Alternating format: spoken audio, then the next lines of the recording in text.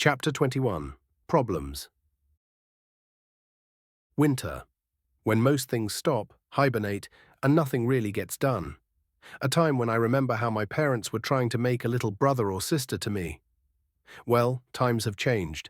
Now it was my turn to do it with Sasha, and we were getting pretty good at it.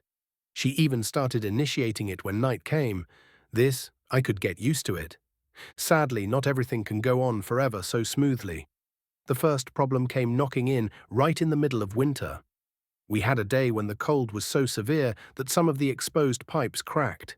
The water froze solid in them, expanded, and destroyed parts of the aqueduct, especially around the foot of the mountain. Those that were buried survived without any problems. The earth itself was a good insulator and would not let the water freeze. The problem was those that were above ground.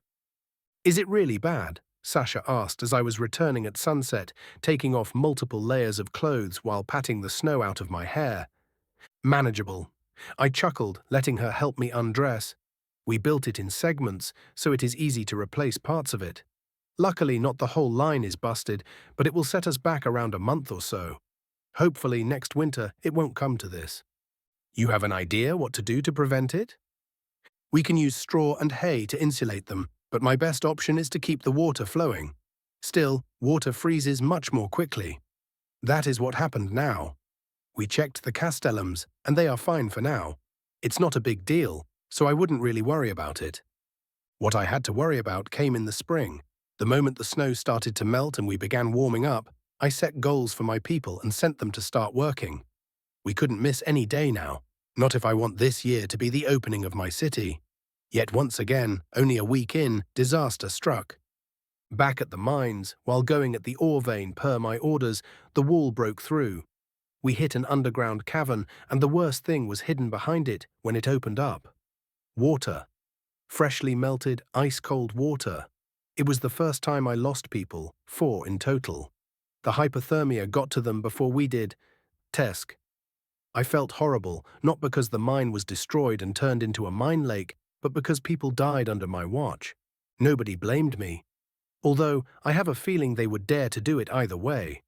I made sure their families were looked after, and while thinking about what to do now, I also had to look for a place where we could open a new mine. This was not good, and it was making me tired, even refusing Sasha's advances and opting to simply snuggle up to her instead when we went to sleep.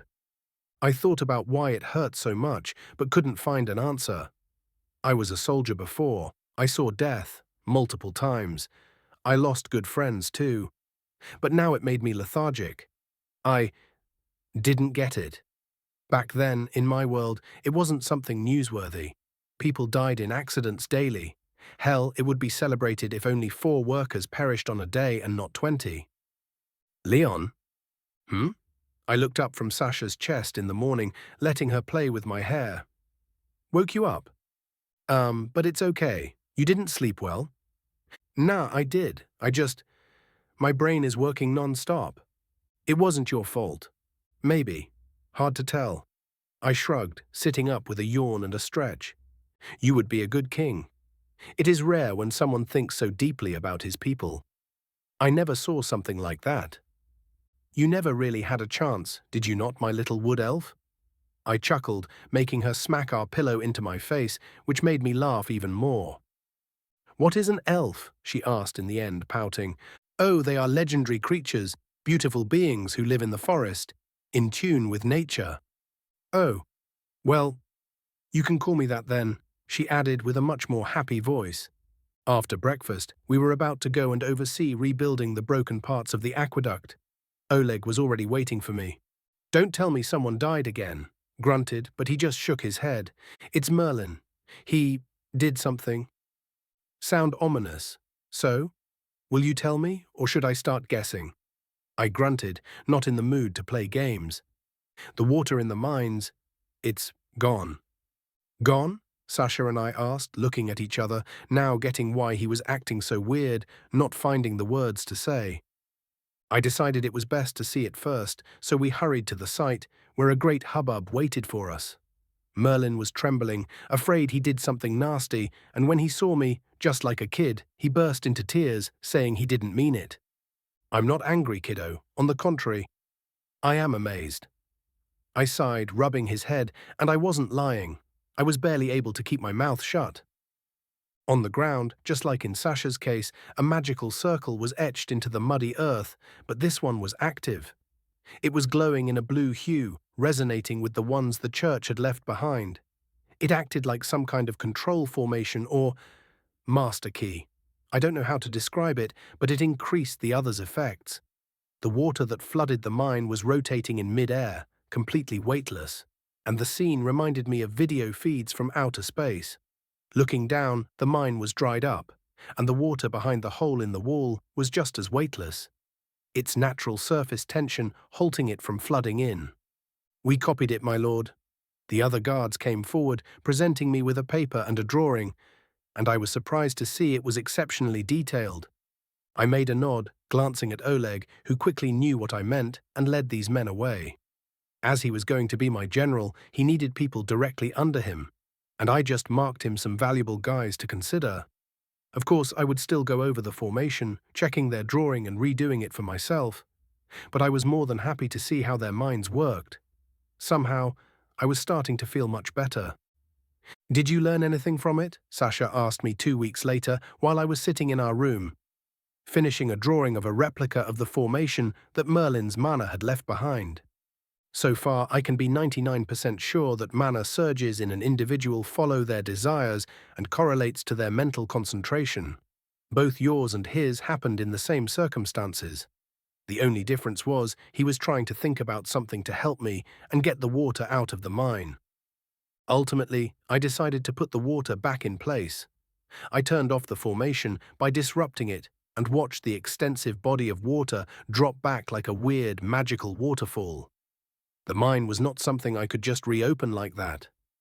Nobody would feel safe to go in and start working again. I had no choice but to look for an alternate place and start up a new one.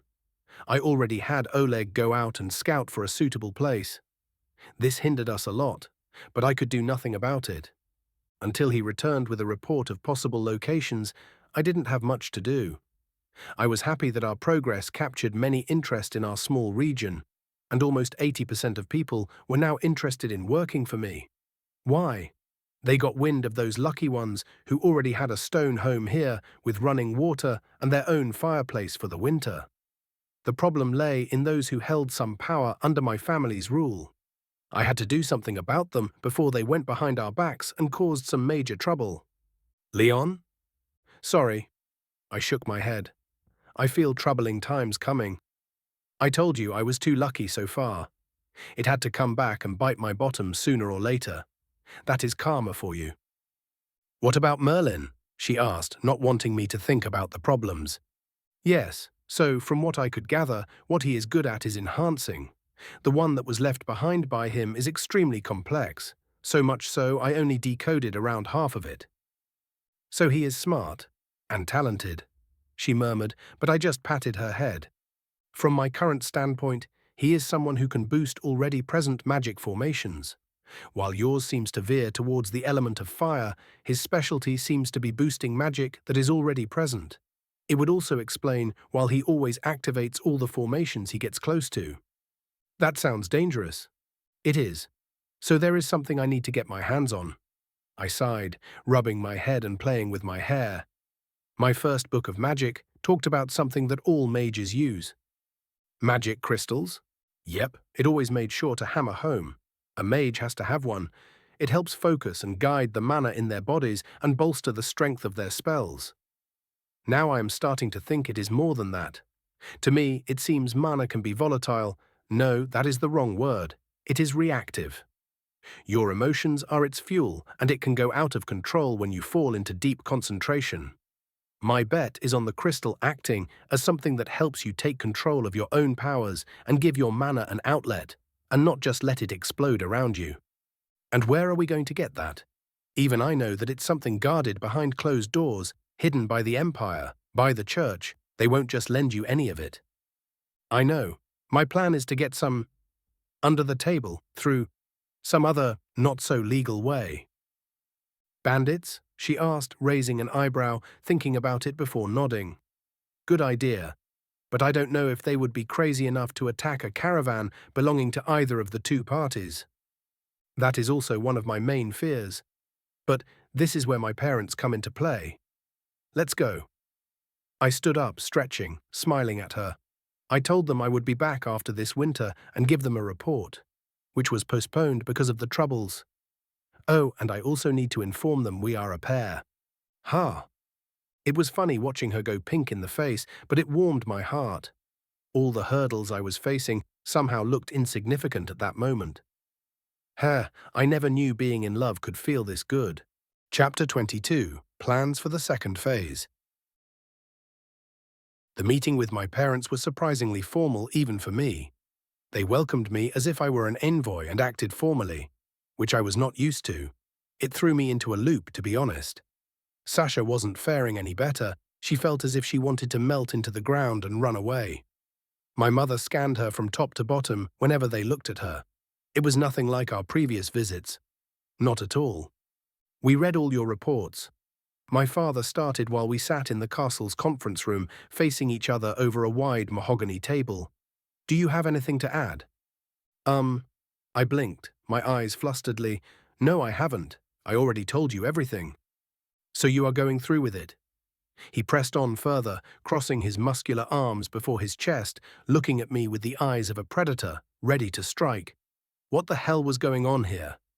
Did the Empire contact them? Or what? Yes, I answered in the end, starting to feel annoyed and getting aggressive myself. Even if you have problems with it, my ideas are right, and it would greatly benefit our land and people. It would, and it would concentrate the power in our family's hand.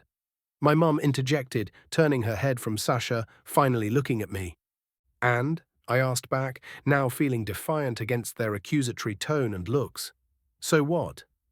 From what I have seen, they are living in a pigsty. Our castle is not much better. The moment I said it, I thought I saw a dangerous flash go through my mother's eyes, but it was not the time to start backing down. The local nobles won't like it, father continued, and in turn I couldn't help but chortle. So what? They have power because of us. They were appointed to lead some sectors, oversee food production, hunting, the security of the towns, and so on. Are they really nobles? I don't really see them that.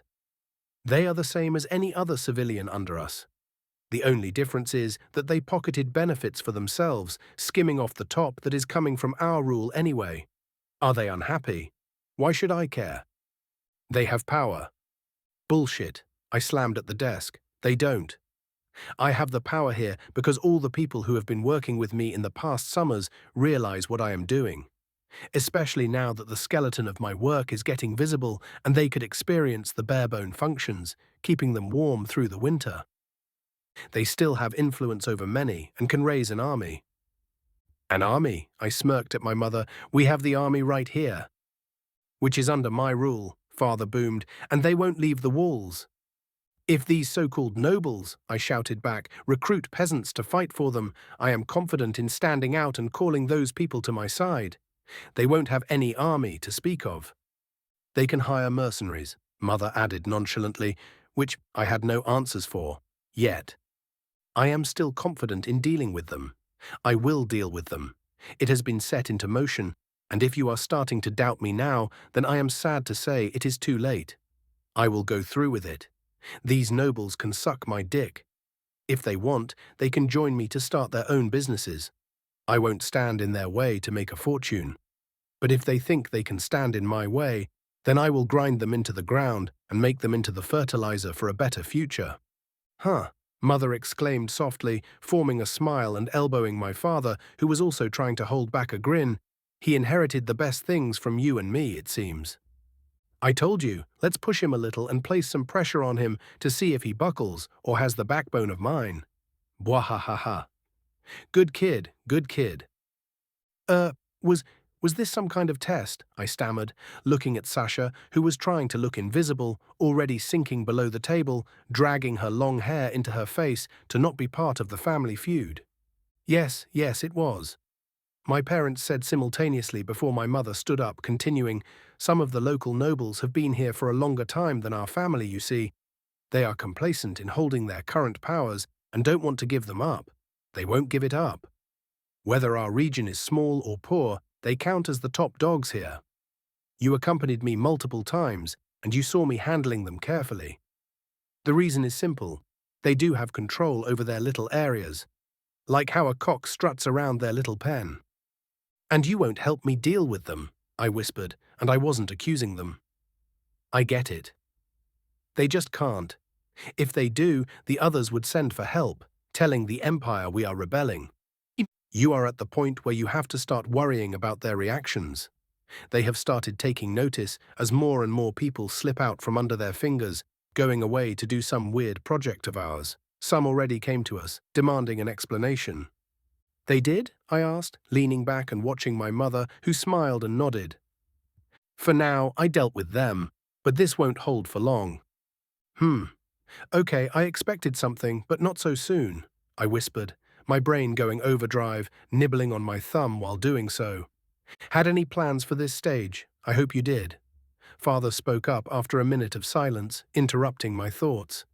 Yes, I did. I was just undecided, but now I got more information. Out with it and be clear. Mother ordered me, leaning forward, wanting to hear everything. First, I will draw away the people. That will not change. What about the food production? Mother immediately stopped me, and her gaze was like knives. I won't bring everyone away, but things will change. I am planning on changing it up. Our crops yield so little because we are on a highland, so we need to switch to those types that can withstand the worst soil. With that, I pointed at my report papers, which I had already detailed on multiple pages. I am no expert in the field, but this should do.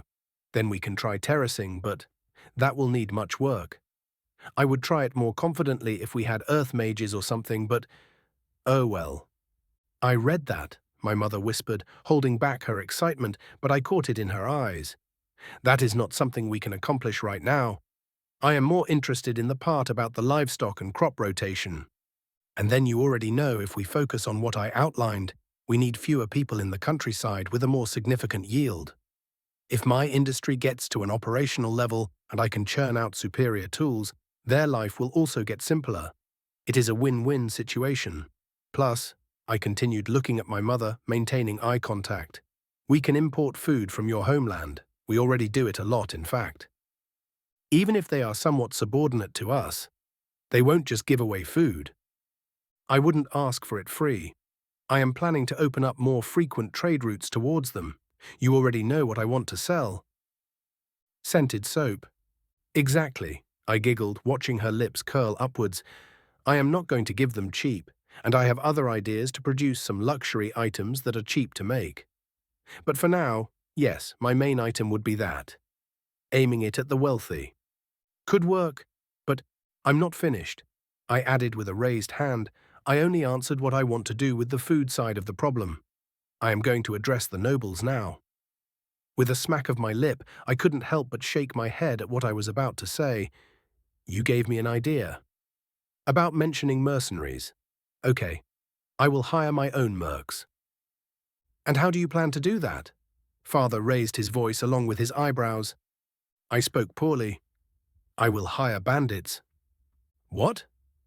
Not just my parents rose from their seats, but Sasha too. Heard me right. I looked at them deadly serious. I will hire bandits, thugs, scum. I will aim their weapons at our nobles who wouldn't back down and use them for the dirty work. We can clean them up in one fell swoop when they are finished. This silenced them quickly, and I let them think about it while sitting there calmly. When nobody wanted to say anything, I cleared my throat, continuing. I'm not naive. The world is not kind, and I am not a saint either. I want to create a place where I can enjoy life, and if others stand in my way, I will deal with them. In this scenario, we only lose those who, even if joining me, would try to cause trouble. I don't need partners who can't play nice. On the other hand, we get rid of scummy ones. Our territory has very little in terms of bandits. Even if there are some, they are equipped with sickles and pitchforks. Father grunted first, nodding at me, giving me the green light to continue with my idea. Nope, not yet. I shrugged. This only came to me now. I was thinking about how we could play it off, and even if someone reports it, we would only scolded for not keeping our borders clean. We would have no linkbacks to the connection to the bandits. Trust me on that. I can point you the way. Mother? I perked up, curious, but she shook her head. Give me time, as I need to exchange some letters first with my family. I will do it along with traveling back home and bringing some of the scented soap with me. It should take a month or two, but I'll be back by the summer. Then we will speak about it again. I knew I could count on you. I grinned at my parents, who simply shook their heads. Now, about another important news. She turned back to her serious mode, looking at Sasha, making her yelp and go stiff. Are you pregnant or not? Not. She replied like a soldier. I almost imagined her standing up and saluting. Tska, then work on it. She grumbled, making me twitch my mouth. I can see the change in you. My son already made you his, right? Then start giving me grandkids. I want 4. No, make it 6. Whoa, Mom. Let's not put weights on her, okay? It happens when it happens. I waved my hands after seeing Sasha turn as red as fire, afraid she would accidentally summon a blazing inferno. Yeah, Father joined in, feeling just as troubled, glancing apologetically at Sasha. Don't worry about it. I am sure it will happen. Yes, we are doing it regularly, I blurted out, making it even worse, resulting in me quickly escaping to my old room, dragging Sasha behind me, still hearing Mother yelling from afar, saying she would herself come in and instruct us in which pose makes it most efficient. Geez. I thought my father was a beast in bed. Turns out my mother is worse. Chapter 23. Lothlia. While my mother was away, going on a trip, bringing away the first batch of soap, and doing some scouting for me, I was back on the construction site. We had a lot to do. First, I marked out the new area where we were ready to open up the new mine of ours. It was not easy, and everyone finally realized how much of a blessing the magic formations were in transporting the rocks away. This time, it fell to me to etch a similar formation down when the new mine opened. I could only do it when it became big enough to start producing stones for us that we needed to continue building the city. That is when a new surprise welcomed me in the form of Merlin. The youngster watched as I worked, and when I finished the first one, observing it activate and work flawlessly, he asked me to let him try. I didn't expect much, but oh boy, was I wrong. He not only put it down, but he perfectly matched my version. They were identical. I would have adopted him right there, if not for the fact his parents were watching excitedly. This meant that I could leave them to continue establishing our new mine, letting Merlin put down the formations, and I could go work on the city. This was the best news possible. Before leaving, I promoted him, well, his parents to be exact, to oversee the mining group before I returned to the scene of my new city. By now, multiple houses were standing ready, and I was guiding them on how to build around the pipings. I was going around in the meanwhile, installing primitive valve systems. We should have no issues, not after reinforcing and repairing the damages we had in the winter. We should have constantly flowing water, and because of the pressure, I didn't need any fancy doodads. Only a simple open and close gate at the end of the stone pipes in the homes. When someone opened it, the pressure did its job, and water was flowing into the tub, and there it was. A primitive but working bathroom, same with the toilets. Turn a simple knob, open the seal, and let the water wash it down into the buried sewers, carrying it away. For now, the sewers led out of the city pretty far away, but that was only a temporary solution. After mining is back to its fully operational level, my long-term plan was to make it go far into the river, a few kilometers away. But that can wait. I should focus on where we are now. What was a pleasant surprise was how people got used to it almost instantly. I even caught some discussions between them, mentioning how weird it felt to go back to town and watch others throw the waste on the streets. Good. That is the thinking I want to take root in their minds. Better hygiene, longer lives. Is this really necessary? Sasha asked as I showed her my plans for a fountain in the square that I planned to be where all trading would happen. It would be not just a market square, but a whole block. The houses here were different because I was making them out to be shops. They were not for living in, and I think the people here were also realizing it as they got finished. Yep, we need places like this, where people could come, look at something and say, yes, this is only possible here. I want them to be proud of their achievement. Also, Wouldn't it be nice to walk around here with a fountain that is always on? The real problem is that we need people who can sculpt. I don't want it to be extra fancy, but it shouldn't be ugly either. That is why many in the mines have been chiseling some of the faulty blocks like there is no tomorrow. She chuckled, remembering how many of the workers, even after their shift ended, were trying to make some statues out of stone slabs that were chipped or broken off badly and deemed useless. They do that? Huh. Good. I did announce that the one who gets the job to make the statues for the fountain gets his full name put on it. Oh, that is really generous. She blinked her beautiful eyes with surprise. I know that people would be happy to have a headstone after death. It was still a luxury here. But having their names placed on a work in the middle of the city, that was akin to becoming immortalized. I was about to answer her when Oleg came into the palace, gasping for air, clearly in a hurry. Lord, he bowed, a letter. Oh, I took it hastily as I recognized my mother's wax stamp on it. The two patiently waited for me to read it, and after I did it twice, I closed my eyes, thinking, Oleg, go prepare a squad of the best fighters father assigned under me. Yes. With a salute, he asked no questions but rushed away, fulfilling my command. What's happened? Sasha asked, a bit afraid but also curious. Mother found a bandit group I could use. They called Yuri's Banewraiths, which I think is hilarious. Eh? It sounds scary instead. Chuny, if you ask me. What? Nothing. I shrugged. Mother says it is a group led by a young but vicious woman going by the name of Yuri Besaida. What a weird name. Oh, it is an Easterner's name. A what now? I looked at her, one eyebrow raised to the top of my face.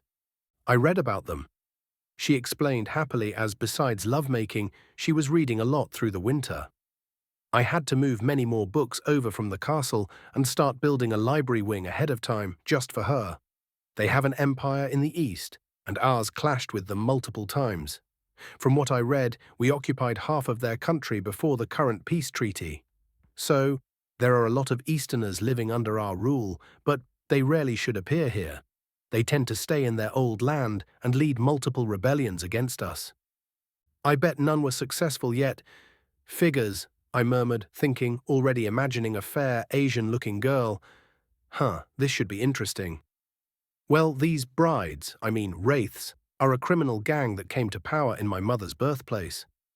The region has been having a problem with them for a decade or so, and she writes here that they became even worse since a new leader of theirs appeared. She is this Yuri Besaida who renamed the whole gang after herself. What will you do? Sasha asked me, holding on to my hand, and I could feel she was extremely nervous. Set up a meeting with them, then try to recruit them. If I can manage to convince them to serve me for my goals, it would be great. So far, from what I heard from Father, none of the nobles are interested in any change. Good for me. I can sick my new hounds on them without remorse. You are already talking as if you convinced these evil people to serve you. Confidence, my dear Sasha. I grinned, holding her waist and giving her a deep kiss. I conquered you, no? Bully. Ah ha ha ha. Maybe I am one. Anyway, while I'm gone. What? I am going too, she shouted, looking at me with enlarged eyes. Are you a fighter? I asked, flicking her nose. Listen, I am going because it is my idea. I have the cards. My plans are in my brain, and nobody else could do it besides me. I will go with soldiers who are trained against beasts, which are much more unpredictable than humans. But I won't bring you. End of the story. Sasha, you are not a warrior nor a fighter. You are smart and my wife, even if there was no ceremony yet. It is my duty to make sure you come to no harm's way. So you will stay and coordinate the construction in my place. Your strength lies in your head. You understand what I want from this city, so keep helping me build it, okay? But, spells, magic, she sniffed, her eyes going wet in an instant. You can't even cast a fireball yet, no? Come here. I chuckled, hugging her close and stroking her head, and I could tell she was afraid to be abandoned once again, reverting to that of a little girl. I will be careful and back before fall. Promise. Promise, she whispered, not letting me go. Pinky promise? I grinned, showing it her how to do it, finally drawing back a smile onto her face. Riding a horse was still a bit uncomfortable, but I was getting used to it. Armed and ready, we were heading to the borders and would soon be crossing over to the home of my mother's family, Lothlia. It was my first time coming this far, and I was excited to see how it fares to my home. And it did surprise me. A lot. First of all, it was like crossing a strange barrier. The mountains were gone quickly, and the hilly, bumpy lands soon turned flat. Just as flat as Sasha was when I first saw her. Next, the forests were replaced with a sea of gold as wheat was swaying in the wind, dancing like some kind of otherworldly ballerina. The villages we were coming across were all small, housing the families working the fields and a minor noble who was responsible for collecting the tithe and delivering it.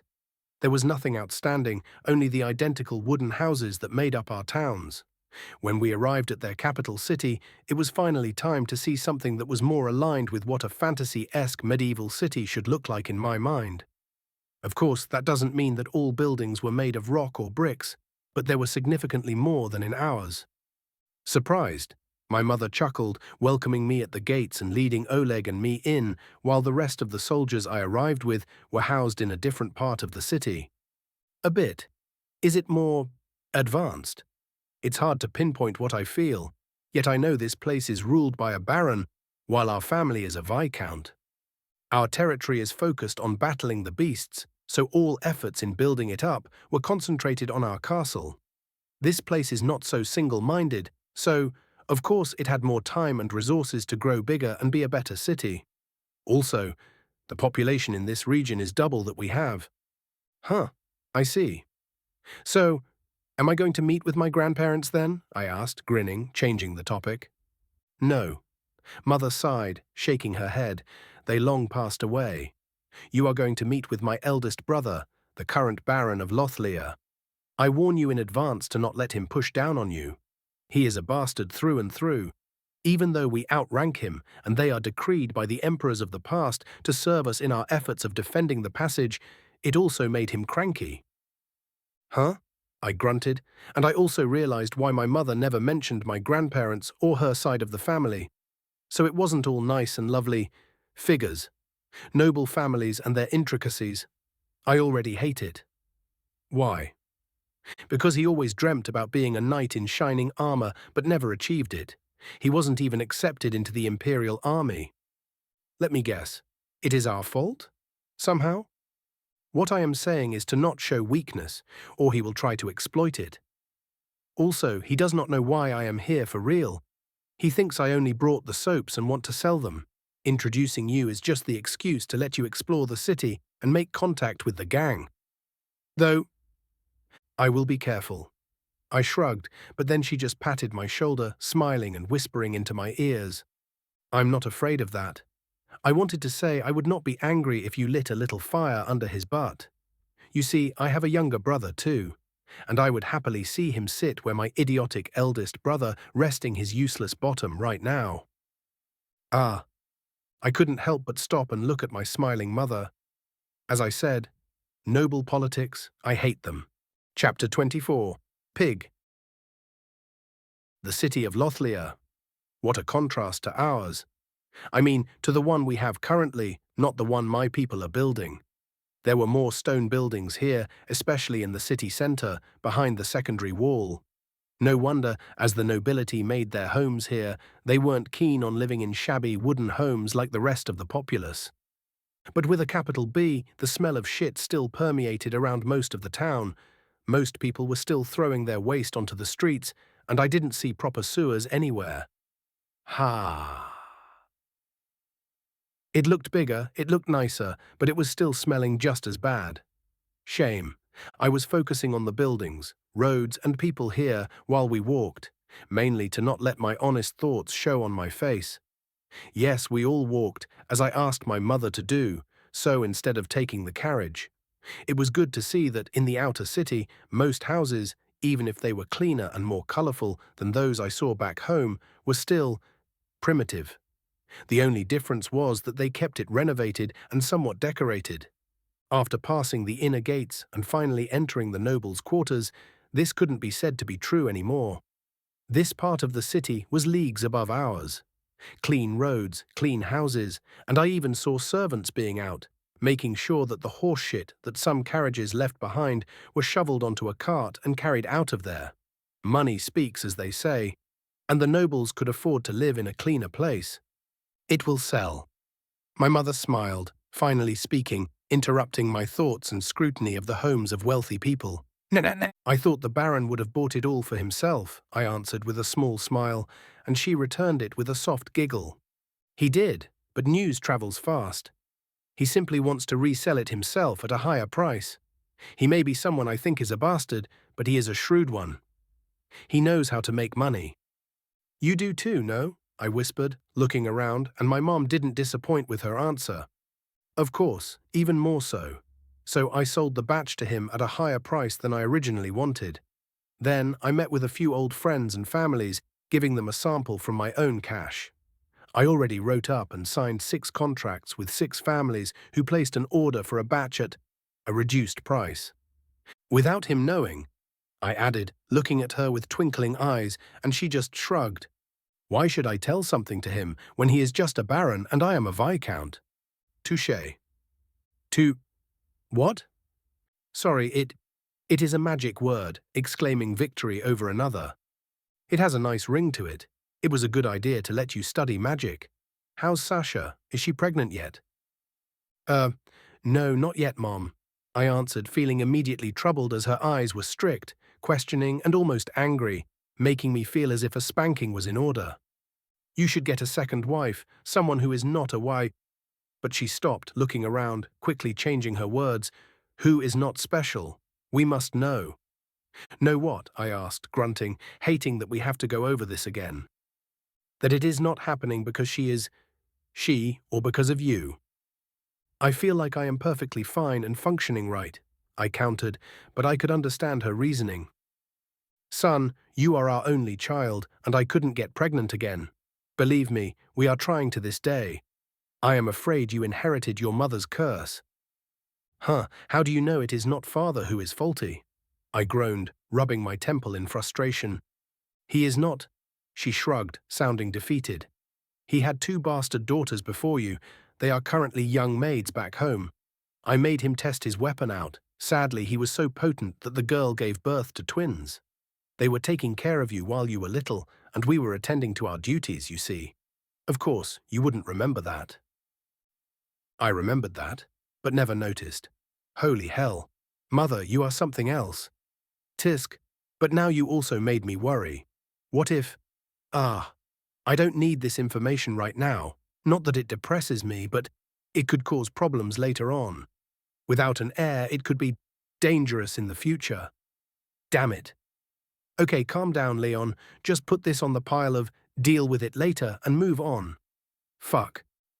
The meeting with my uncle was worse than I expected. First, I was made to wait. So much so that my mother got more agitated than me and dragged me to the side room, ordering the maids to serve dinner. I decided to go with the flow and let her deal with everything. If the others see me as just a youngster who has nothing to him, not even his own backbone, all the better. I don't want to be troubled either by relatives or by the Empire, at least not until I feel ready to stand up to any of them. So I sat in silence, waiting for food, and avoided any eye contact, even with the servants. I wasn't stupid. I knew some may have been tasked to relay any and all happenings to this douche. So I sat there, squirming here and there, being nervous. I think Mum picked up on it quick, as she never addressed my strange behavior, even playing on it a little, telling me to relax already. When he finally appeared, he did so after a maid loudly announcing the arrival of the Baron of the Fertile Fields, Benedict. Or something like that. In my head, I was thinking about him, going around the wheat fields, shitting on the ground, fertilizing them by himself. All alone. Maybe that is why the city smelled just as bad, huh? What stopped me from laughing was the procedure I had to perform. Bow, introduction, whatever else. Even though I was the future Viscount, that title was yet to be bestowed upon me. So, he was above me, but also not. It's a weird situation if you ask me, but I can deal with it. His attitude and the way he carried himself. That was much harder to not comment about. He very quickly waved a hand at me to stop and get back to my chair, but continued to ignore me and sat down with a wheeze. I now fully knew why he was not recruited. He barely fit through the double-sided door. I couldn't tell where his neck was, as he looked like a snowman who half melted, then got refrozen. Or something. He was sweating grease and smelled like someone who hadn't bathed for a year, leaving giant patches on his expensive clothes by the simple fact he had to come down from his room. I tried looking for similarities between him and my mother, but found nothing, as his face was distorted by the fat rolls attached to it. Eye color? Couldn't tell. Hair? Long and either black or brown, but that brown could be grease and not its natural color. What in the actual fuck was going on? I know people could let themselves go. One of my old friends in my old life did the same. The poor fellow got his legs blown off and went off the rails, but even then he was aware of his situation and never was rude. This thing that calls himself my uncle. He was berating the servants left and right the moment they were late with the food. Worse, he was constantly cursing at the cook, saying he didn't use enough salt or the food wasn't cooked well enough, yet he was stuffing his face continuously. I hate when people talk while eating and chewing, and I felt sick to my stomach just listening to his slurping and belching. I wanted to throw up. When I was at my limit and looked at Mom, she was not there. No joke. I could not see a light in her eyes. I never saw her like this. But I get it. She was tuning her brother out, already forgetting to be angry and to berate him. Instead, she was like an automaton, sometimes saying yes, or agree, or something else, just so she didn't have to interact with him while he was eating. Fucking A+, Mom. I need to learn that skill. In the end, I had to tell him about my life a little, so I made up some stuff. How I like the simplicity and how I am training to later take after my father, the usual stuff. The moment I brought it up, he began explaining to me his genius plans and tactics for the next 4 hours. I think by the second one, poor Sun Tzu would have asked for a cyanide pill just to escape.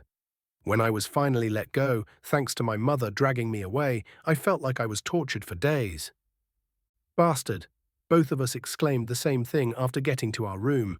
Don't mention that outside of this room. She warned me with a smile. Ha! I totally forgot what I wanted to discuss with him. Damn it. Anyway, I will deal with it tomorrow while you go into the city. Here, take this. I raised an eyebrow, taking the small letter from her and reading it through before I tore it apart and threw it into the fire that was burning inside our fireplace. Is the information accurate? It is. Son, be careful. Even if you bring the soldiers along, this city is their home turf. They have an advantage here. We do suspect that some city guards are on their payroll.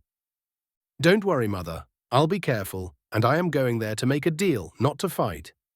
If it goes south, don't worry about consequences. Safety first, the rest I will deal with. If something big happens out of it, try to make it even bigger. Huh? I flinched, looking at my smiling mother, who now looked like a fox ready to pounce. He is still a baron who is below us, and I could use it as an excuse to start pressuring him so much. Even he starts feeling it under that blanket of fat he wears. Chapter 25. Duel. The next day, early morning, it was time to head down to the marked location. Of course, I wouldn't go alone. That would be stupid and reckless, so the people I brought along, all of them, were accompanying me. Being a noble had its advantages, as now I had a sword on my side and nobody could question me why. And, after entering the district where their base was, I was pretty sure they would be used. It was in the northwestern part of the city, and it reeked more than the other side. It wasn't horse shit that troubled me, it was more of the stench of cheap ale and unwashed bodies that passed by us. It was like walking into a changing room of rugby players after finishing the most brutal match of their lives. Tsk.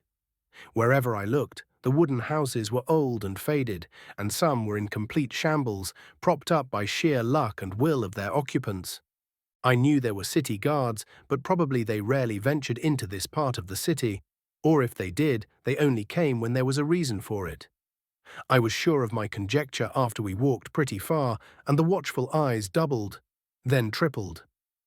Every big city has its streets where the dregs of society gather and where laws become suggestions. Nobody bothers with places like that as people need it. It is like the sewers.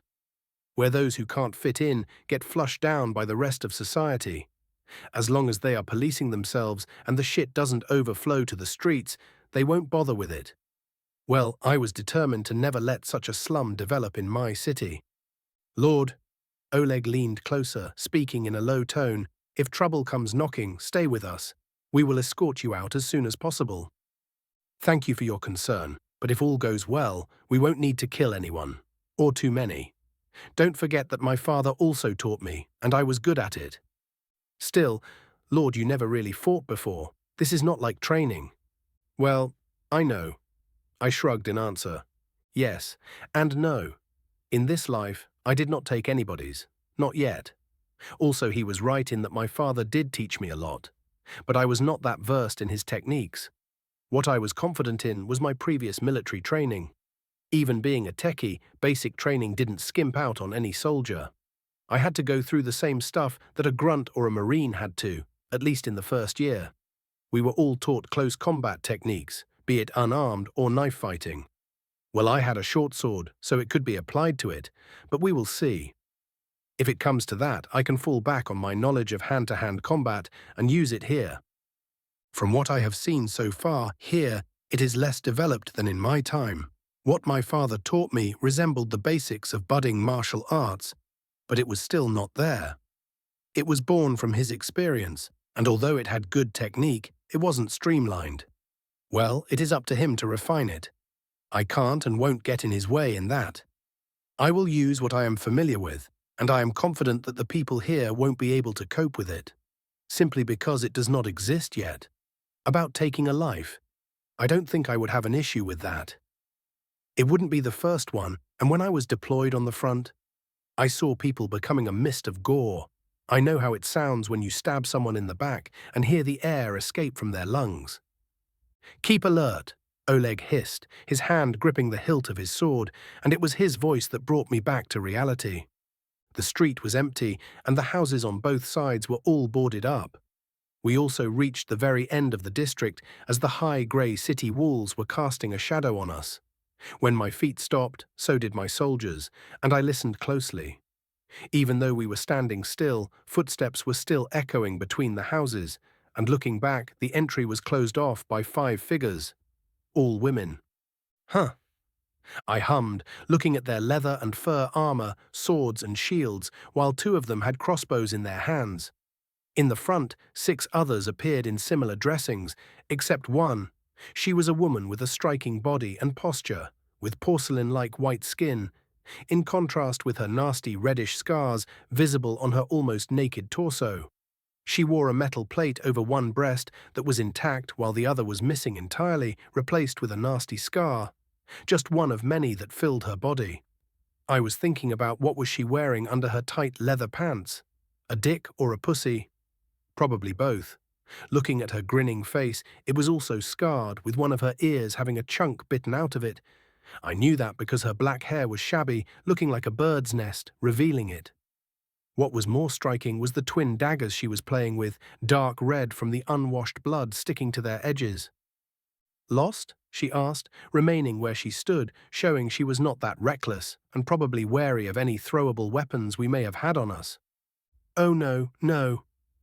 I smiled, standing firmly in my place while my soldiers were ready to fight, separating into 2 groups, one looking at the girls behind our back and one at the same party I was talking with. I was looking for you, Miss Eurybesida. And why would be that, Mr. Nobleman? She asked back, but she couldn't mask the surprise in her voice. Was it because I knew her full name? Maybe. Maybe not. Because I have a business proposition. Simple. Are we looking like people who… She started laughing mockingly, but I cut in with a smile. I need killers and robbers. Easy. What? Is it not what you do? Maybe you are freedom fighters, lost in the lands of your hated enemy. Should I call you terrorists instead? No, no. Eurybesida raised a hand, scoffing at me. I don't care about that, so you are going in the wrong direction, boy. I was just surprised that a noble like you would say something without coating his words with honey-looking shit. Ah, I see. Well, I hate drawing things out, so here is the deal. Let's sit down and talk, without resorting to any bloodshed, Too bad that I love bloodshed, and I don't trust nobles. Ha, I see. So? I shrugged, my grip tightening on the hilt of my sword. But I like your style, kid. Here is what we should do. You and me, one-on-one. No rules, just go at it. And if you survive, we'll talk. Lord, Oleg cried out, but I silenced him with a hand and walked forward. Come, just don't regret it later. At least your balls have dropped. Good. With a quick burst of speed, she had already rushed at me, wielding her 2 daggers and aiming to stab me in the groin as her first attack. I expected her to be wild, looking at her injuries, but she was as dirty as this place. When my sword met with the edge of her blade, it twisted and turned while using momentum. She changed aim to stab at my neck with her offhand weapon. When we separated, there was a slight cut on my neck, only enough to let out a thin trail of blood, not dangerous enough to be threatening. Yum! She grinned, licking her blade while looking at me. I will cut off your cock and eat it for dinner. That is no way to speak to your master, I countered, looking into her dark eyes and seeing sadistic flames dancing inside. She was not right in the head. I am my own master, she roared, attacking again while I mostly dodged, using foot techniques from my old life to keep a distance between us and let her exhaust her explosive energies. You will be my mad hound, and you will do what I say, and you will enjoy it. I continued sidestepping, feeling her daggers pass by my chest. I will enjoy making new underwear out of your skin, bitch boy, she cried again, turning on her heels, kicking back like a horse, going for my groin again. Okay, that warrants a punishment, one that will remind you who I am. I grunted, forgoing my sword, which surprised her and the spectators. And who are you? She giggled even when I caught her ankle. I had the perfect chance to break her leg, but I needed her able for what I was planning to do. Leon, your owner. I spat at her while bringing her leg up, and without any hesitation I punched her in the pussy, straight on, without holding back. Who said they are not as sensitive as boys, because she sure dropped her knives as pain coursed through her body. Of course, I was not done. Bringing her to the ground, I hurriedly brought her into a chokehold, turning her face redder than her scars. Yet she wasn't giving in. Instead of fighting back against my arms, she stretched out with her bare feet, trying to reach the dagger. So, I continued choking her, whispering into her ear like an abusive lover, here is the thing. I need a group to rob and kill other nobles I have problems with. I can't do it myself for obvious reasons, but I can let a capable group of rabid dogs do it. And even keep half of the riches. Sounds fair, doesn't it? I couldn't tell what she was saying, but she sure spat all over my arms as I pulled her further from the dropped daggers, watching her face turn purple. But she was still struggling. What surprised me was that her people didn't attack. Was this some kind of honor thing? Weird? Stop struggling if you are in. If not, I will break your neck and find someone else to do my work. She just wouldn't stop it. By now she was gurgling and her eyes rolled up, yet she still tried to bite me. In the end, I choked her unconscious. When I stood over her limp body, the others were finally drawing their weapons while I stepped on their leader's neck. She is not dead, yet. If you lower your weapons, she will survive. As I need her for a job, I shouted, looking at them unperturbed, ready to fight to the death in this shabby, empty street. Keep aiming those crossbows at us, and I will kill her, then kill all of you too. Choose quickly. I am out of patience. Chapter 26, Leon's Laws. Inside one of the ramshackle homes, I felt like I was back on the front lines. As if we had just occupied a village and were squatting in a destroyed home. The only thing that was missing was the dead bodies, but I did have an unconscious woman lying on the floor with me. And, to be honest, it could soon have dead bodies in it too. Most of our men were outside, staring down the other group while in the house. Oleg was sitting next to me, looking at the probably second-in-command of the unconscious barbarian. She was examining Yuri beside her, and after making sure she was indeed alive, she said nothing, just looking at me with those dark eyes under her black bangs. All of the girls were Easterners, and it showed in their looks. I won't lie, I liked what I was seeing, but their eyes were like savages. Twisted, dark. Ugh! It was then when Yuri beside her was waking up, her moan replaced with a coughing fit, and when she finally managed to sit up and breathe, she looked at me with the eyes of a madman. Madwoman, nah, with a beast's. Little bitch, she spat, her voice hoarse, rubbing her bruised neck. Afraid to off me, eh? I need you and your hounds, I said, looking ahead, staring into her eyes, and I am told your group is perfect for my goals. I am somebody who has a purpose, and I want to achieve it in the most optimal way. But if you continue proving difficult to deal with, like you would have the balls to kill me, you spineless fuck, she giggled, and I had enough. With a nod of my head, Oleg acted without hesitating. He was faster than his bulky presence would suggest, surprising both women and me. His sword flashed and came out of its scabbard without a noise, then went through the woman's chest standing behind Yuri beside her. It was a perfectly delivered execution, impaling her heart, and with his hand on her mouth, she couldn't even scream while life left her body. Her blood spilled onto the head of Yuri beside her. But she didn't flinch. We kept looking into each other's eyes, ignoring the killing happening right next to us. Oleg gently laid down the dead woman, his sword now pointing directly at Yuri beside her, letting blood flow from its edges onto the tip of her head. If she made a noise, he would kill her without hesitation. Then, my people outside would finally engage the rest of her people, and we would massacre them. It was at that point when I realized Father's soldiers were eating beast meat, beasts that could breathe fire. I was sure it was what made them this big yet this fast. I will have to gather evidence of it. My conjecture was now almost certain. They were no longer ordinary humans. Listen. I opened my mouth, speaking calmly. As I said, I want your expertise. I am not afraid of killing you. I just don't want to go through the same hoops and loops to find someone perfect for my goals. Get it through your thick skull, or should I skull fuck you so your brain connects the dots? That sounds like a wicked death. She grinned, wiping a bit of blood off her face and tasting it. Speak, I'm listening. Finally. I sighed with an annoyed, tired voice. Here is the deal. You come with your group, move to my border territory, and you will have to raid some nobles' little provinces. You can start with their trading routes that I will mark for you, and keep half of the stuff you got your little bloody paws on. But the main course would be killing those nobles I send word about. Ha, and why should I do it? She laughed, licking her lips, but I saw it in her eyes. She was intrigued by the idea. You will earn a lot, and I will get what I want. Win-win. And when the Empire notices it, you will kill us all. How nice. She smirked, catching on quickly. You can survive. The others? I smiled back, lowering my voice. Heads will have to be presented to the envoys, yes. No deal, unless… Go on, I urged her, listening while Oleg kept his blade pointing at the now agitated woman who stood before me on all fours, wiggling her bottom like an actual dog. I want the power of one of the Oft nobles. Make me replace him. If you do that, deal. I will wag my bitch ass for you, and we will fuck up every last one of them.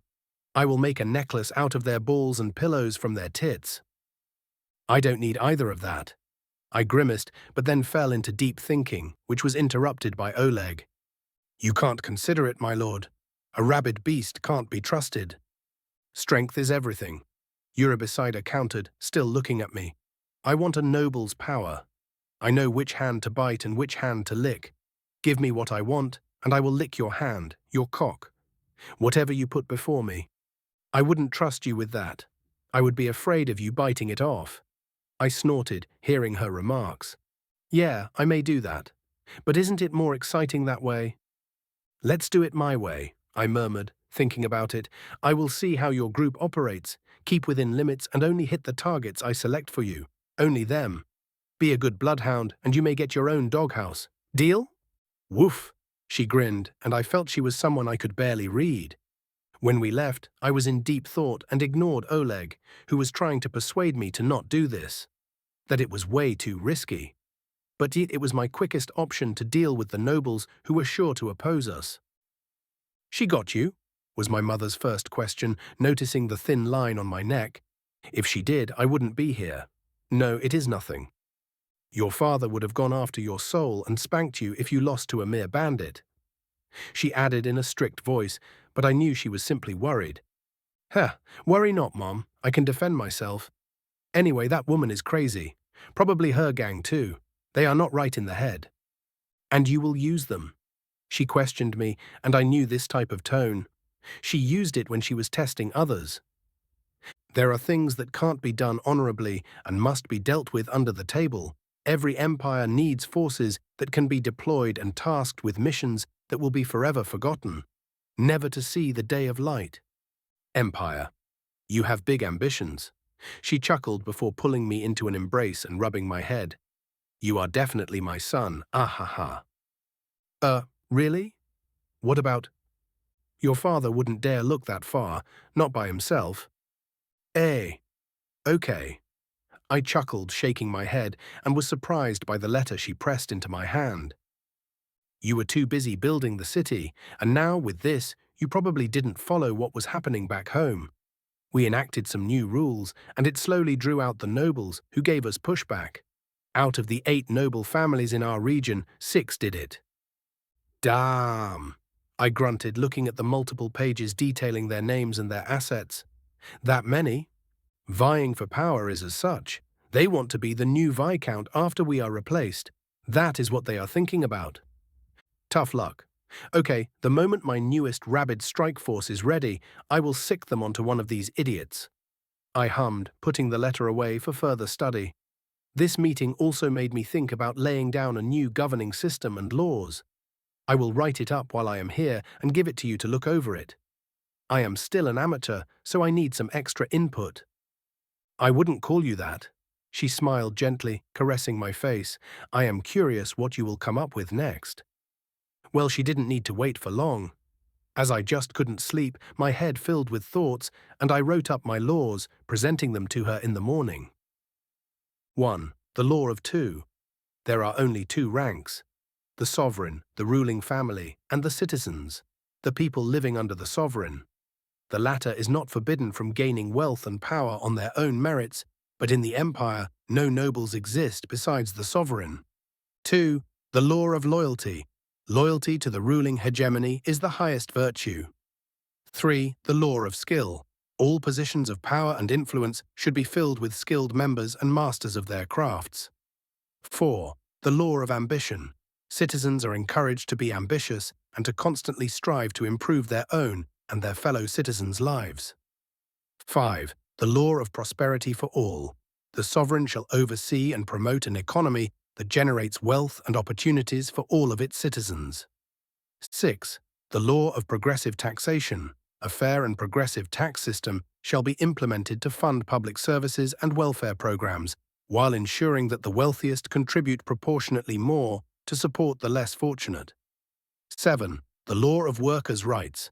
Comprehensive labor laws will be enacted to protect workers' rights, including minimum wage standards and safe working conditions. 8. The law of accessible healthcare. Universal healthcare shall be provided to all citizens. 9. The law of education equality. A high-quality and equitable education system will be established, offering free education from kindergarten to high school level, empowering citizens with knowledge and skills. Higher education will be provided for free for those who show exceptional skills and talents. 10. The law of philanthropy. Encouraging individuals and guilds to engage in philanthropic efforts, contributing to social welfare and community development. 11. The law of fair competition. Businesses will compete in a fair and regulated marketplace, with anti-monopoly laws and consumer protections to prevent exploitation. 12. The law of innovation and entrepreneurship.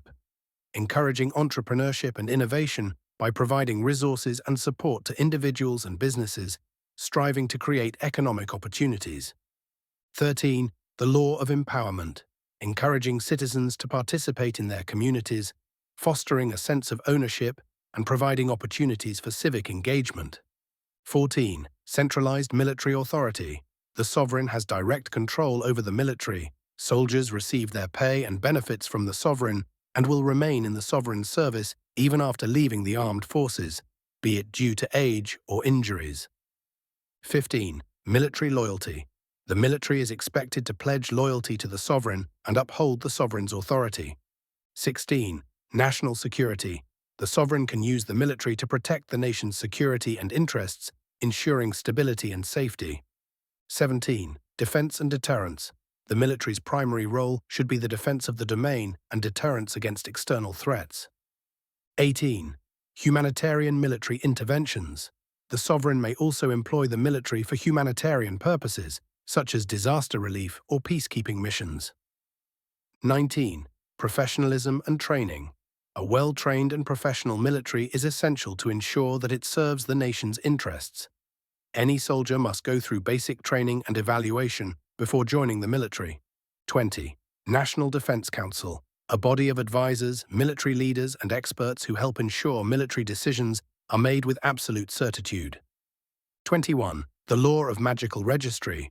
All individuals with magical abilities must register with the Royal Magical Authority, providing information about their powers and capabilities. 22. The Law of Magical Education. All witches and wizards must receive formal magical education and training under the supervision of the sovereign's magical academies. 23. The Law of Magical Military Service. Witches and wizards are considered a vital part of the kingdom's military forces and are subject to conscription when the ruler deems it necessary for the nation's defense. 24. The Law of Magical Research. Magical research and experimentation are considered top priority for any capable witches and wizards. 25. The Law of Magical Oath. All witches and wizards must swear an oath of loyalty and obedience directly to the sovereign, pledging to use their magical abilities in the service of the empire. 26. The Law of Magical Council. A council of magical advisors, including representatives from different magical schools and disciplines, assists the sovereign in making informed decisions about magical matters. 27. The Law of Magical Equal Rights. Non-magical citizens are protected from magical abuse or discrimination, and any use of magic to harm or exploit them is strictly prohibited. This is also true in reverse. No magical individual can be the target of discrimination. 28. The Law of Magical Citizenship. Witches and wizards are granted a unique status as magical citizens, allowing them certain privileges and responsibilities within the kingdom. 29. The Law of Magical Rehabilitation. Individuals who misuse their magical abilities may be subject to rehabilitation and re-education to ensure their loyalty to the sovereign and the empire's well-being. 30. The Law of Magical Inheritance. Inheritance laws may govern the transfer of knowledge and artifacts, ensuring that they remain under the control of responsible individuals. Is this all? She looked at me, blinking her eyes rapidly. Nah, this is just the first 30. I am still writing the other parts and expanding on them. This is just the rough sketch. I answered with a huge yawn, rubbing my eyes and trying to wipe away the giant bags under them. You do know that there are words in here that I do not recognize. You should start writing your own encyclopedia for your made-up stuff. She laughed, hitting my head with the papers playfully. Your brain outshone your mother's this time. Ha! Good, good. It is best if you are more like me. I will chew through this again and get back to you with some modifications. Things you mentioned here will only be possible if you build a striving empire.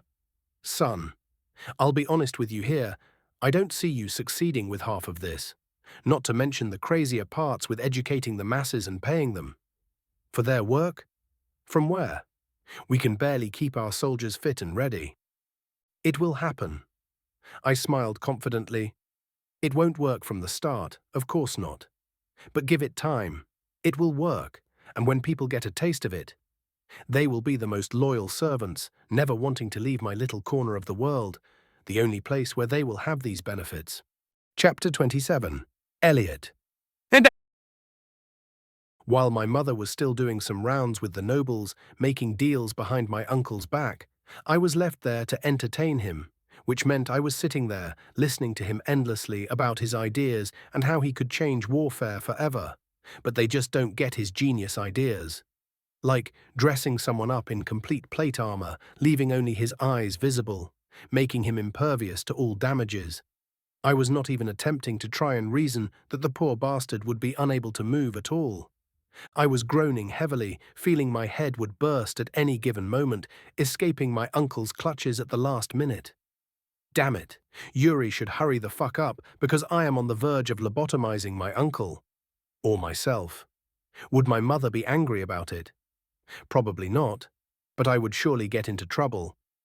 I told Oleg and the rest to keep a close eye on the district and not let anyone leave it without questioning them.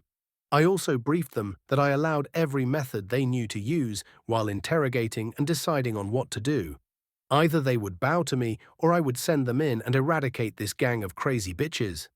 While I was hurrying back to my room, I turned a corner in the castle just so to run into someone, knocking our heads together and falling onto the ground. Ugh, sorry. I groaned and said the exact words that my unfortunate partner parroted at the same time. Looking at him, I saw he had a girly face, very similar to my mother's. The only difference was that he had short, dark brown hair with his green eyes. Simply by guessing, I would say he had to be between 16 and 17. And if not for the male clothes, he could have fooled me. No, it was my fault, he repeated, standing up as we looked at each other. Let's say we were both at fault. I smiled, patting myself down. My name is Leon. You are? Elliot. He bowed a little. So you are my sister's son. Ah, that is why you look like my mom, huh? Thank you. He smiled serenely, taking it as a compliment. Shit, he needs longer hair, and that smile would be like a charming young lady's. I am a man, he exclaimed, speaking out of nowhere, making me flinch and shudder. Was my gaze that oblivious? Yes? I just couldn't find anything else to say. I am a man. I am used to the looks you just gave me. Ha. And no, I am not into boys. And no, I am not young. I am already 26. That is still not old, I mumbled, now feeling awkward. But he was more approachable than my uncle, that is for sure. Thank you again, Leon. It is good to meet you. He stretched out his hand, and I grabbed it quickly. That was when we both heard my other uncle waddling towards us from the corridor I had just come from. Shit, the warthog is out of the pigsty? Come. Without a question, he pulled me along, and after a few hurried steps, I ended up in the castle's library. Here we should be good. He rarely comes here anyway. Thanks. I think I heard enough of the abysmal battle scenarios that he plays out in his head. He only wins them because he thinks for the enemy too. I moaned, still tasting the greasy, sweaty aura that he was surrounded with. I think I hurled a little then and there. Ah ha ha ha. True. Elliot laughed with me, patting my back and led me to one of the tables. I was about to go back to my room to nap a little, but oh well, that can wait. Wine? Thanks. I nodded, seeing that there were still snacks and wine lying around with multiple open books. Studying? You could say that, he nodded, giving me a cup. You see, even though my elder brother is the one who has the last say in things, he is only interested in those that fill up his personal coffers. I am left with dealing with the mundane part. How mundane? I questioned, honestly curious about his part in the family. All the rest? The boring economic part. I heard you visited the gang of those crazy ones. Wait. I stopped him, looked into my cup, and then glanced back at him. This guy was dangerous. Was he not just like my mom in appearance, but in mind too? It's fine. Elliot grinned, taking it from me, sipping up a little bit of wine before giving it back as he licked his lips, making me shiver. Ah ha ha ha, sorry. Just so you know, I am also not into men. I already have a girl. Good. You should. He nodded agreeingly. I too have 3 maids I sleep with. Puffed. What? Not to your liking? He asked with a half grin lingering on his face, and now I knew he was playing with me. Damn you, you baby-faced bastard. Shit. I think I like this guy. It's much better uncle material than the pig. Okay, you got me. Was our meeting a coincidence at all? I grunted, wiping my nose from wine. That it was. Although I was going to look for you sooner or later, it is about your plans. Plans? I stiffened. Did my mother leak it? No way. It is my deduction so far, but I guess you will use them to be your hidden weapons against a rival noble, yes? You could say that, I murmured, looking at him without blinking, slowly sipping my wine. What if I help you out? Mother did mention she had a younger brother she would like more to sit where her older brother does right now. Was her hand in this? Or was this some kind of dirty play between nobles I read about so much? He didn't press on after his question, letting me think. Whenever I looked into his eyes, he never looked away and just smiled amicably at me. Was this a trap? My instincts told me it wasn't, and I trusted my gut. Then this uncle of mine was someone with ambition and someone who was ready to jump into the fray to grab power for himself. But how far would he be willing to go? Why? I asked a simple yet complex question, and now it was my turn to wait. I watched him refill his cup and taste the wine before he leaned back in his chair and answered me. Because I tolerated them here for the same reason. I was using them to slowly gain more and more power over the city guards. You see, I am planning let's say, a hostile takeover against my eldest brother. He is unreliable, unfit, literally mind you, and worst of all, going completely senile. If he remains leading my home, he will drive it into ruins. I was totally floored by what I was hearing. For one, he was speaking so candidly and openly that I was at a loss for words. Then, there were the phrases he was using. What the hell? Surprised? He asked with a slight chuckle.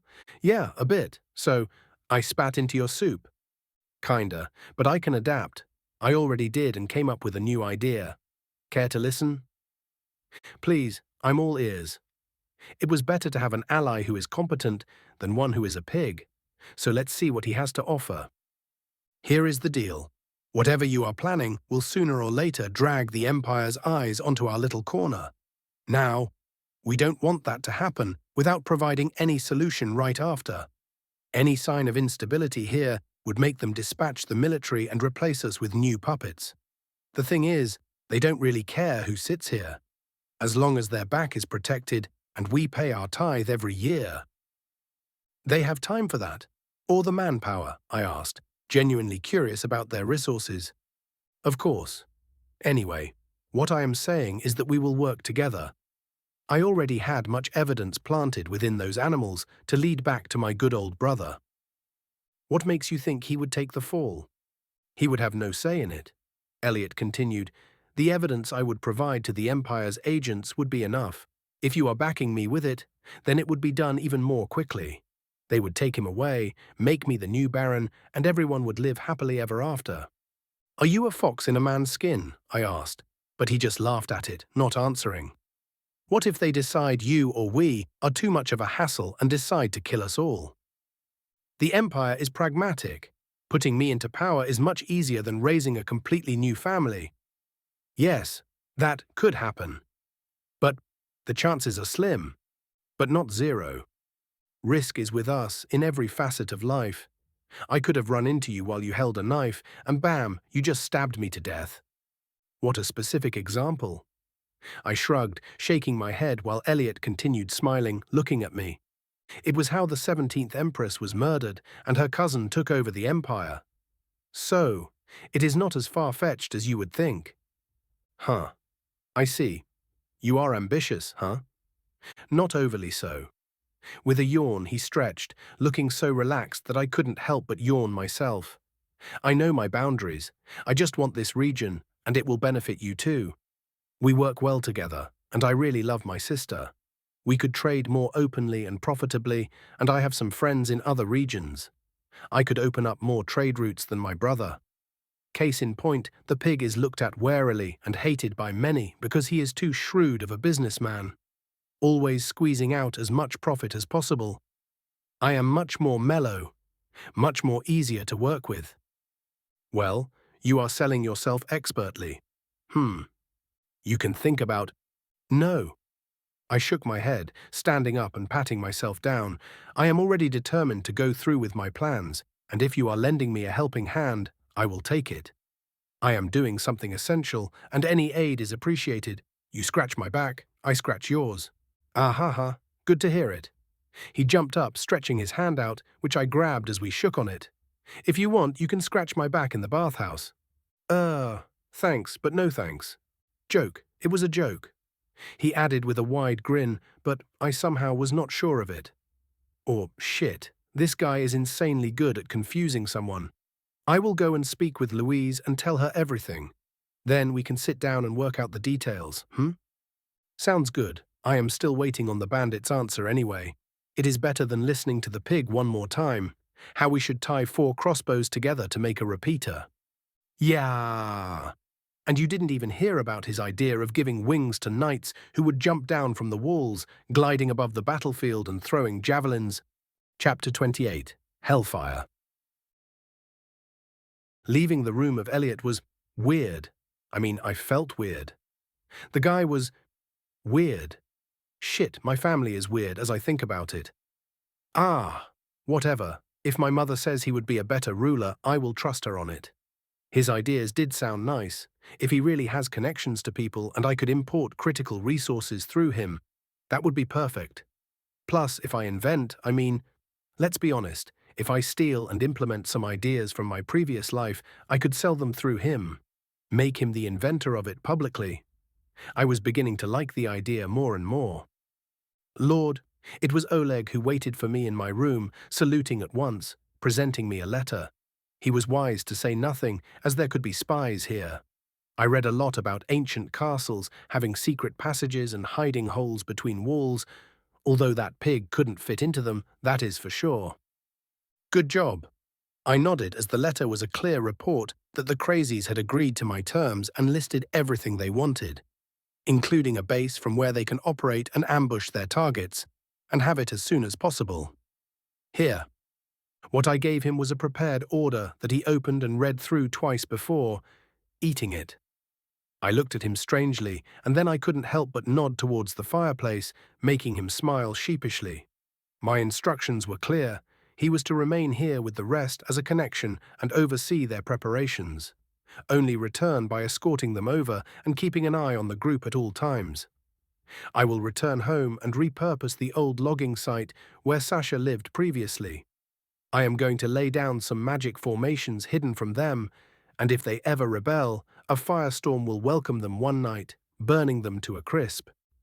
It was a relief when we began heading home with my mother. I finally didn't have to listen to my uncle and could relax my mind. I heard everything went smoothly. You could say that. We will see later. I don't need to know about it. But Mom, it is best if you do it your way. Don't make me worry with the gory details, Oh, okay. I nodded with a small smile, rubbing the ridge of my nose. Don't worry, it will go without a hitch. On the way back, she didn't ask about it anymore, and I took it as her confidence in my abilities. On the other hand, the one who asked a ton of questions was none other than Sasha, jumping on me the moment I appeared. I am also happy to see you again. I grinned after a kiss and held her by her bottom, and I could tell she was excited as she didn't reprimand me, even when others were watching. I will tell you about it slowly at dinner, Instead, it's your turn. Tell me how things are. Did I miss something big? Yes. Please say it isn't some accident. It isn't. She giggled, holding my arm happily. We finished the school building, and you won't guess who is teaching the people how to read and write. Merlin. How did you know? She yelled, surprised as she wanted to surprise me with the strange news. Sixth sense. The kid is weird, and he was also teaching people back at the mines. I am not surprised he got a knack for it. My surprise is more because the people listen to him. Well, he is funny as he can only reach the, what its name? Blackboard. Yes, that. So he can only reach it while standing on boxes, but you know, I get why no adult is complaining about it or mocking him. I'm all ears because it is still a mystery to me. How would you feel if a small kid who is yet to get hairy can read and write better than you? Okay. Point taken. I answered by twitching my mouth, but then again, I was in an excellent mood, seeing how well my city was coming along. Magic speeded up things way more than modern technology. With my new inventions, blocks that should weigh as much as a modern-day car were lifted up like they were nothing and put in place effortlessly. It was like building a city from Lego sets. It meant I didn't need to focus on it any longer, and people could take care of it by themselves. Good. What is it? Sasha asked, noticing my smile and snuggling up to me. I am just happy. Seeing how all is coming together, I can focus on different things. You will come with me tomorrow as I am going to try to set up my very first smithy. You mentioned it before, so I was taking some liberties, she said proudly, her eyes sparkling. We finished the building. You did? Now I was really shocked. She did it all by herself. Perfect. I couldn't help but hold her close and kiss her deeply. You are full of surprises. I am loving you more and more. Ha! Leon, she moaned, turning bashful but wiggling her butt happily. You spoke about it multiple times, and you had some drawings, so… I talked with Merlin, and he had some ideas too. After that, I made sure everything was compatible with your sketches, and we built it. So, I didn't do anything out of order, yes? No, you didn't. I was hoping for this. My people making their own decisions. Perfect. More than perfect. Let's go, show me. Not far from the palace, in a street where multiple, for now empty houses stood, I arrived at a completed blacksmith's workshop. Of course, it wasn't furnished. Only the building was ready, along with the kilns and the forge. Everything else needed to be put in place. There were still many things I had to get and install before I could call it prepared to start operating. But that didn't matter. Good job, Sasha. This is perfect. It is still bare bones, she murmured, yet beaming with happiness. It's enough. Most of the completed houses, along with our palace, are pretty empty, but not for long. I got ourselves some dogs to send out and hunt. So when they start doing their job, we will start building up our treasury. And we will buy resources and furniture from what they get their hands on, she asked me, trying to put it together, and she was correct. Mostly. Partially, yes. The gold will go towards that, but I am guessing we will have many items I do not need. Like jewelry. It isn't very helpful to me right now, so those gold and silver knickknacks are going to be melted down right here, along with the scrap metals. I will have to create molds to reforge the tools we need. But that shouldn't be hard. The furniture part will be easy. You see, the fountain competition also helped show me who are those who have a good hand. I will recruit them to start making wood furniture pieces and help them set up their first businesses. But now let's focus on this forge. I will have to make it ready for a formation. I already put a formation of fire in the main forge. I hope it works.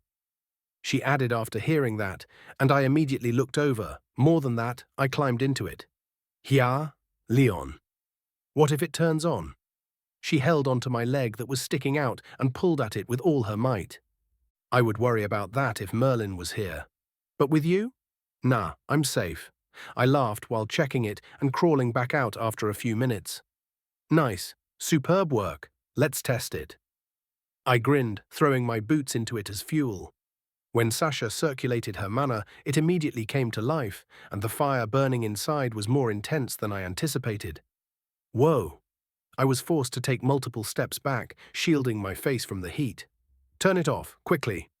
I shouted as I still felt the heat rise, and only she was unbothered by it. Yes. It took her more effort to halt its workings than to start the fire, but after a few seconds, she managed to cancel it out. Luckily by now, Sasha's control over fire and her mana was way better. Did I do it wrong? What happened? She asked nervously, looking at me, seeing if I had any injury. I have a theory, I muttered, watching the glowing insides of the forge, the formation still flashing with a bright red color. You remember what I taught you, yes? About how the mages use a conduit for their spells. Yes. Would it be able to control the heat? Here are my current thoughts. Mind you, I could be wrong. The formations I put down are relatively weak when activated because I am magicless. I copy the laws of nature, but do not have any genuine effect on them. They work at their minimum capability. A fire formation put down by you. Just look at how hot it was burning.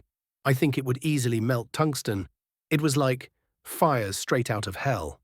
Awesome. What is that? Tungsten, I mean. Not important now, a type of metal.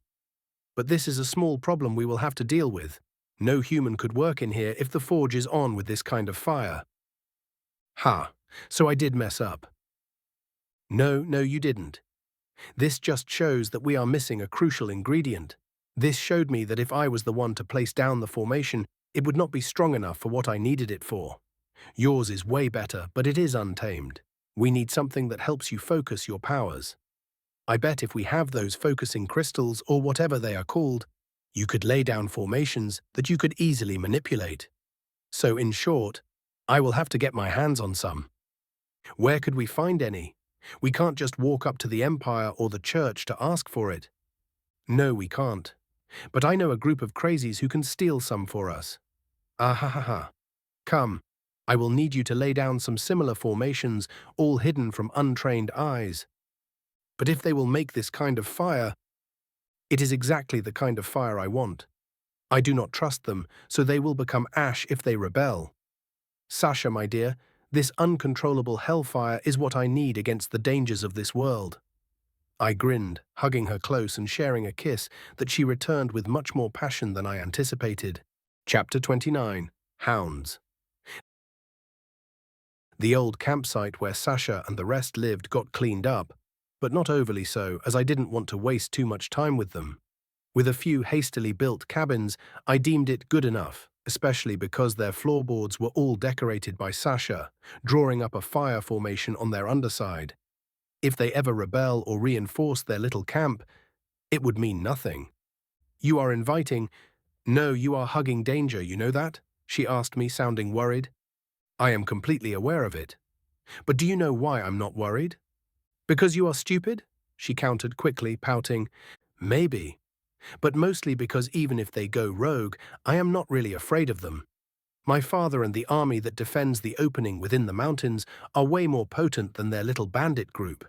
If all comes to worse, we will wipe them out and ask the Empire for resources to rebuild our forces so it won't affect our job in defending the region. I don't know how the Empire works, I just hope you are right. Me neither. I shrugged with a grin, but I know how powers like this operate. Throughout history, many empires like this had different people delegated to lead the regions, while their main forces concentrated on expanding their territories or pleasing their emperor's immediate needs. They didn't bother with anything else as long as a region remained stable and worked efficiently. Of course, later on, this led to the rise of strong warlords and sovereigns who no longer obeyed their emperor as they became stronger than them. I trailed off with a smile, not really explaining further. I don't know if this place had anything happen that was similar, but if not, then soon they will have a precedent of it. I hope you are right. Let's focus on our immediate plans, okay? I chuckled, looking at the future camp for the bandits. Their move was more peaceful than I anticipated. When Oleg's message arrived a week later, I went for a visit, bringing Sasha along. I was surprised that their camp was filled with about 50 bandit warriors, all women, while they brought around another 50 males. Were those enslaved people? It was hard to tell, but they were acting weird and subservient to the women present, groveling before them from what I could see. What's this? I asked while Eurybesida walked forward, grinning at me savagely. Jealous, pretty boy. Humph. Sasha snorted, momentarily drawing Yuri's eyes onto herself before I interrupted the bandit leader's thoughts. Nope, I'm just not going to feed your pets. Don't worry, we feed them well, and we will rob enough food for us, bwahaha. So, when do we start? Tomorrow, I answered firmly and gave her a letter. Read it, memorize it, then burn it. What if I don't? She smirked, and without me having to say anything, Sasha flared up in a way that I never saw before. But it was hot, literally. Then I will burn your people. Her breath was searing the air, surprising Yuri, and I was a bit afraid that the formations may combust right now and right there. Wait a minute, Yuri whispered, furrowing her brows, looking into Sasha's eyes, who maintained eye contact, not wanting to back down. I was looking at them with great interest, because how Sasha acted confirmed my suspicion. It seemed that the nature of their elements influenced the wizards and witches more than I first assumed. While Sasha could quickly get angry, changing her mood just as fire changes direction, depending on the wind, she could also be mellow and warm, beautiful like a fireplace on a cold winter night. You are a witch, Yuri exclaimed, making Oleg and the other soldiers draw their blades, ready to jump on them and protect us. So, I laughed, raising a hand to stop them. Is that a problem? No, she murmured, biting her lips, drilling her eyes into Sasha's, who withstood it with such pride that I wanted to make her mine right there. I am more than a witch, she sneered at Yuri, grabbing my hand and pulling me close, and I could feel her body's heat that made me think she had a dangerously high fever. I am his wife. Now all things are clear, Yuri whispered, turning towards me. I want to change our deal. Fuck you. That was my immediate and straightforward answer, one she should understand. You can fuck me if you want. She nodded. Or I fuck you if you are into it. We do have some things that can be put on, pretty boy. I will burn you, Sasha said through gritted teeth, holding my hand even more firmly. Whatever. Yuri waved her hand, ignoring her and watching me solely. You are planning a fucking rebellion. Now I am 100% sure. You are not just power-hungry, you will stick it to the Empire. Or you want me to? Fuck if I care about the conquered lands. Don't bring that up. She interrupted me immediately. I asked you to make me into a noble because I want power. Fuck that. Make me your bitch. Eh? It was not just me who said that. Sasha and even Oleg joined in our little exclamation of surprise. Being a noble is nice, but if you are planning to create your own empire, I want to be on the top. Make me into your concubine then. I can ride you like no other girl. Fuck, if you want, you can stick it into me anytime, anywhere. I don't care if others are watching. Fuck me in the public square, who cares? But I want in on the big ones. Sit on those massive balls, she said, heaving heavily, wanting to grab me by the crotch, but I drew my sword, holding it against her neck. This is fine too. You can be rough with me. My prince. You are out of your mind, I whispered. What about your followers? Every queen can have their own little guarding force, no? As if, Sasha shouted at her, but Uribasada didn't even flinch and just kept looking at me. Think, baby, I will be your rabid little bitch, and I will go and kill anyone you want. No questions asked. In turn, you make me into one of yours, and I can enjoy a life of utter luxury and power. Sweet deal, if you ask me. You are not running ahead of yourself, Yuri, I whispered, but slowly drew back my blade. You are flying. I won't promise it. Not when I am not even ready for a breakaway. I am willing to risk it. She grinned even wilder when I acknowledged her guess. You brought us here because you need a dirty little whore for your dirty little plays. Every emperor has a hand that is covered in shit. She heaved as she grabbed my arm and started licking and sucking on my fingers, shocking Sasha. I could tell that she was fuming like a chimney, but held her tongue, unlike Yuri. I don't mind. I will lick it off. Listen closely. I shrugged, grabbing her tongue and pulling on it. Keep to the original deal and plans. If everything works out fine, we will sit down and talk about the future. I won't promise anything now. I am not someone who builds on a foundation held up by empty pledges. Prove yourself that I need you so bad that I risk putting anything of mine into your holes. Capiche? I knew she didn't know what that last word meant, but she still nodded, moaning before I let go of her tongue. Perfectly. With a moan, she read the orders I gave her and then tore it up and ate it before blowing a kiss towards me and hurrying back to her people. She is like you, I mumbled, seeing her eating it, but Oleg was not getting my reference. No way I would tolerate her in our home, Sasha cried out after we were leaving, pulling on my clothes. That is a complete maniac. You can't trust her. Her head needs to be on a pike and not between your lap. Whoa, whoa, I laughed, trying to calm Sasha down. Easy there, my love. I haven't promised anything to her yet. We don't even know if she survives it. On one part, that crazy bitch does make sense. I will need a group that could be used for black ops. I mean, murky, nasty operations. We are loyal, my lord. We can also... Oleg started, but I shot him down. I don't want to use you for things that would trouble your consciousness. You are a good man. You are my first general. My lord. Enough. I dislike heavy topics, so don't bother with it. For now, I will take it as if everything is going on as planned, and I will deal with the crazies when all is settled and we are seeing the results. What I didn't mention to them was that an old saying popped up in my head while leaving. Never put it in crazy. But, oh well. I will let fate play itself out and stop worrying. Only 2 days later, it was Oleg who came up to me with hurried steps while I was directing my people to install the first fountain with the winner's work. It was something genuinely artistic, a collection of statues that made me question whether he was indeed an amateur. Where the primary pipes were, stone trees were being erected, 3 in total. The water would push through at their tops, while different figures would enjoy the water under their shade. There were sculptures of beautiful women, a group of half-naked warriors, and a handful of children at the last one. It reminded me of something out of a Roman-era fountain, straight out of a history book. I was already thinking about appointing the man as my chief architect. "My lord," Oleg interrupted me, and seeing his eyes, I knew it was important. "What is it?" I asked, walking away with him, and when nobody was near to earshot, he laid it out plainly. "The crazy bitches completed the first raid. They left no survivors. It was a complete massacre." I expected as much. Refugees are coming down from the northern villages, afraid of the news of the slaughter. Divert them here? I need their workforce anyway. What else? We are already collecting them. The thing is, the woman sent a messenger directly to me. She says they looted something, well, unique. Did she say what?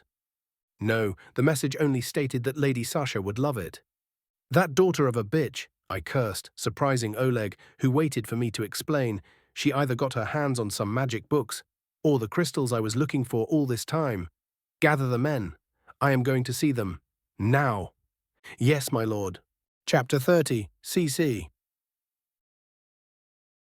Before going, I grabbed Sasha, telling her to be ready because it could be that she would have to activate the formations under their base way sooner than I anticipated. But I really hoped that wouldn't be the case. It would be such a waste of time and resources. After we arrived, some female bandits waited for us, escorting the group into their home, which was now littered with hundreds of boxes as they went over their fresh loot. Surprisingly, they were well organized, and I could see a pile of parcels, untouched, separated from the rest. "Yo," laughed Yuri, coming to greet us. She was still covered with patches of dried blackish blood. "We already separated some for you to take away. You will love them, my dear hubby." "I am not your hubby, and don't call me dear. It makes me retch." "Sure, baby, sure." She grinned, ignoring me, glancing at Sasha, but she was now playing her game differently, disregarding Yuri as if she wasn't even there. "Come, let me show it to you." I was sure she did not say come. I could swear, but I was not here to argue about it. When we walked over with my guards and saw what was inside the crates, I wanted to swear. I was sure of it as Sasha's brows were constantly furrowing, relaxing, and then contracting again, giving her a pretty funny appearance. "Where did you get these?" I asked in a firm voice, leaning forward and picking out one small block from the box. They were all like an oversized plum seed. The smallest was comparable to a mobile phone in my old world, while the biggest was comparable to a coffee table.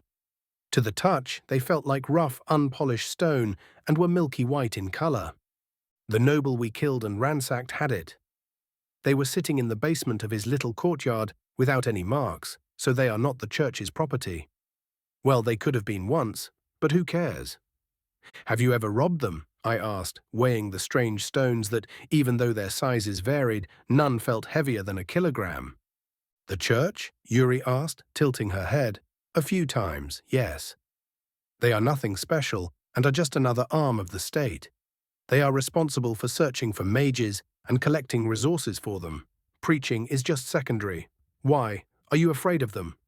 She grinned widely, thinking she had something on me now. "No, I just want to deal with them later. I already have plans to kill them silently and replace them with my own people so they can send back reports that all is well here." "Sneaky. I am getting wet. Want to fuck?"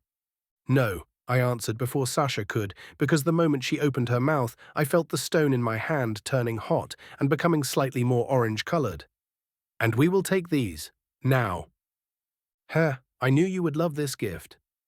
"I do, and delegate a few of your bitches to keep an eye on the looted region.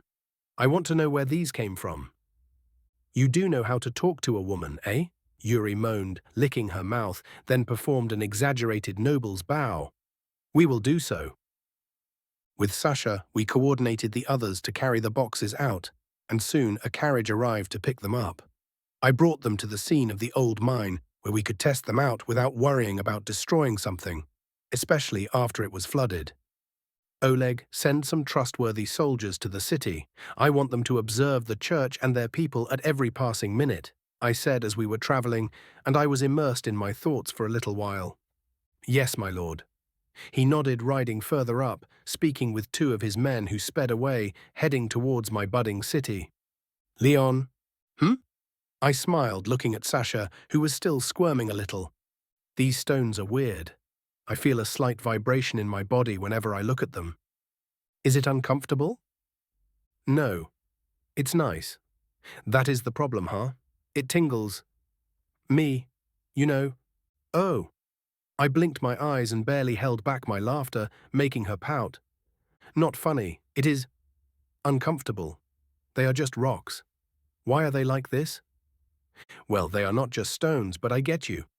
I am sure they have a ton of official names, but I will start calling them. CC. CC? Why? Control crystals. In short, CC.